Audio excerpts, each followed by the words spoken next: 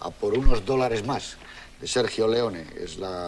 Forma parte de la trilogía conocida como la trilogía del dólar o de los dólares, que empieza por un puñado de dólares, después la muerte tenía un precio y por último el bueno, el feo y el malo.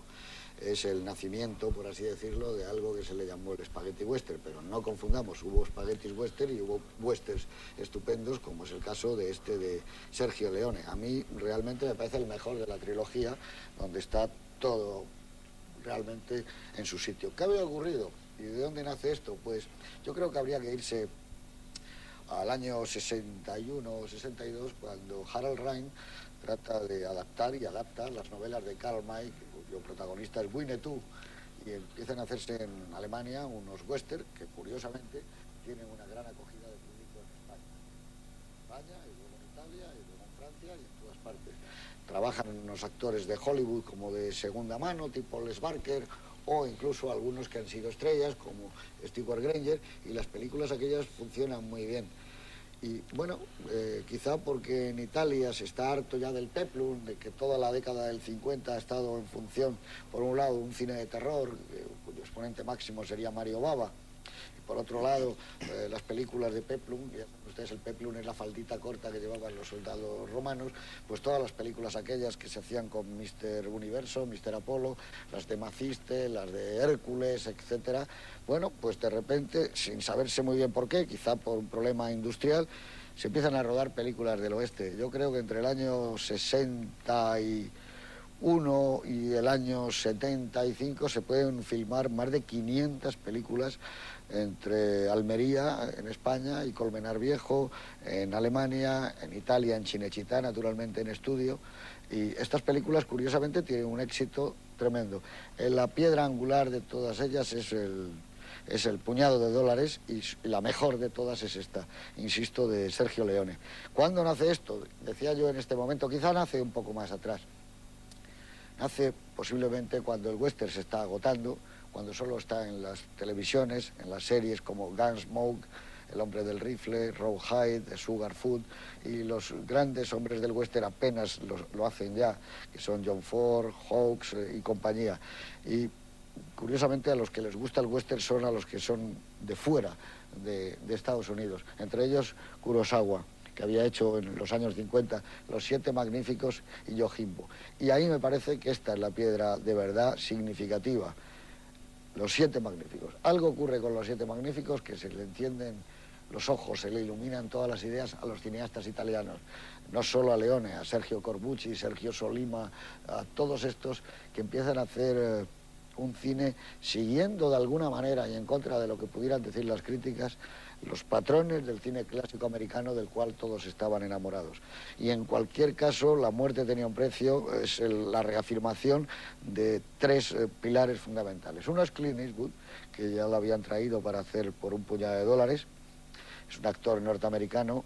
A él no le parece todavía lo suficientemente duro para hacer esta película, que es la primera, que es Yojimbo, que ya la vimos aquí, una película japonesa. Él quería a alguien como Henry Fonda, alguien duro como Lee Marvin, y se encuentra con este tipo muy alto, pero todavía como jovencito y como blando. Le hace dejarse la barba, le coloca un poncho, un sombrero, le pone un purito entre los labios que él no fumaba, y deciden, una vez visto el guión, que hay que quitar todo el máximo posible de diálogo para que este tipo lacónico dé pie a ese personaje. Visto ahora, uno tenía la sensación de que estaba viendo un cómic, como además era en escope, parecía realmente la viñeta de un cómic.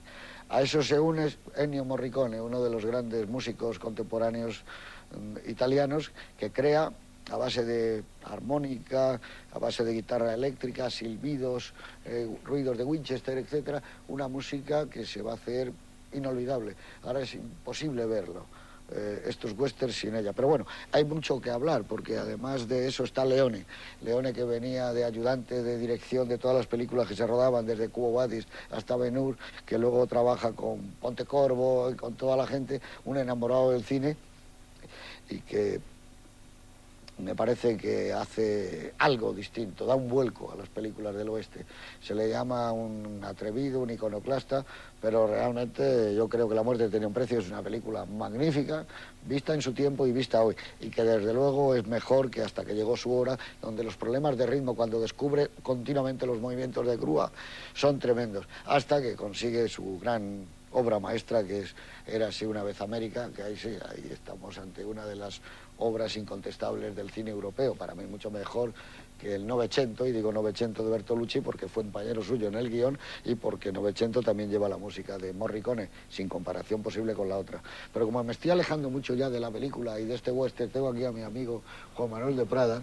Buenas noches. Buenas noches, que creo que compartes mi entusiasmo por esta película de La muerte tenía un precio. Sí. Que, insisto, a mí El bueno, el feo y el malo me gusta mucho, pero creo que es la mejor de la trilogía. A mí es la que más me gusta de la trilogía, aunque disiento contigo, a mí Hasta que llegó su hora también me gusta mucho.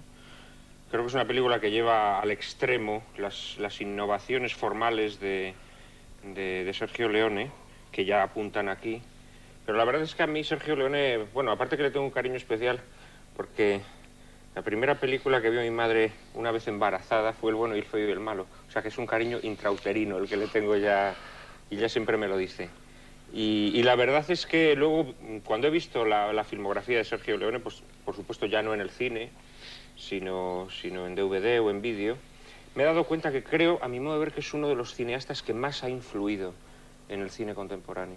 Es decir, ese estilo enfático que tiene, esa capacidad para moverse entre la solemnidad y la parodia, que es una mezcla muy difícil de conseguir y que está muy presente aquí. Esta película es una parodia del western clásico, pero al mismo tiempo es un homenaje reverencial, que esto es algo muy difícil de lograr y que quizás si de algo peca el spaghetti western es que en general tenía un tono paródico, un tono como de segunda mano, digamos, que lo hace en líneas generales pues un subgénero, ¿no? Pero Sergio Leone logra crear, a mi modo de ver, un género cinematográfico nuevo. Habría que decir que el enlace entre Sergio Leone y el western fue precisamente durante el rodaje de Sodoma y Gomorra, donde él estaba pues haciendo de ayudante de dirección o de director de segunda unidad. Él, con el actor Stewart Granger, que ha trabajado en películas alemanas del oeste, le comenta que estas películas son el futuro del cine, del exploitation film, digamos, ¿no? Y Sergio Leone se decide a hacer este tipo de películas. La verdad es que es curioso, si hoy leemos las críticas que recibió esta película, a mí me ha hecho mucha gracia porque parece 40 años después son las mismas críticas que ha recibido, por ejemplo, La Pasión de Cristo, ¿no? Fíjate, por ejemplo, el Evening Standard dice que la película es pura pornografía de la violencia. También se dice, por ejemplo, que la película contiene suficiente violencia gratuita como para complacer al comandante de un campo de concentración. El New York Times se destapa diciendo: el señor Leone amontona violencia sobre violencia y satura la pantalla con abominables fantasías de muerte. En la NBC se dice: un regalo para quienes disfruten con la necrofilia. El resto de nosotros podemos divertirnos gratis en la carnicería. Evidentemente la película de Sergio Leone es violenta, muy violenta para los parámetros de la época. Realmente hoy pues la violencia que nos muestra ha quedado superada. A mí lo que más me interesa de la película es su tempo. Un tempo que yo creo que bebe directamente de las películas japonesas, de las películas de Kurosawa. Efectivamente, en la primera, por un puñado de dólares, llega a plagiar prácticamente a Kurosawa, y de hecho tuvo problemas legales por ello. Pero esa exasperación del tiempo narrativo va acompañada de una planificación absolutamente novedosa, ¿no? La manera que tiene Sergio Leone de filmar los duelos a pistola, y aquí al final de la película hay uno, quizá el más célebre, junto con el de Hasta que llegó su hora de su filmografía. El modo que tiene de filmar las miradas, ¿no? El laconismo de sus personajes, esa forma de demorar el plano hasta un grado al que el cine no estaba acostumbrado, pero sin embargo lograr con ello una forma nueva, pero en absoluto aburrida, todo lo contrario, ¿no? Es la creación de un clima estético que realmente es novedosísimo en su tiempo y que, como digo, a mi modo de ver ha influido en el cine muchísimo.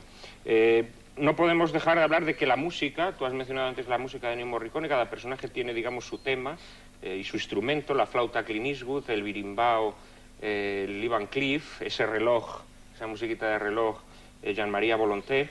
la música adquiere un protagonismo nuevo. En el cine la música acompañaba la película, aquí la música subraya la película. Es muy curioso porque las bandas sonoras que compuso Ennio Morricone para Sergio Leone eran bandas que se elaboraban antes de que se hiciera la película e incluso antes de que se escribiera el guión. Sergio Leone le contaba la película a Ennio Morricone componía los temas musicales que luego los actores los estaban escuchando mientras se rodaban las secuencias, para que esa música de Ennio Morricone influyera en su interpretación.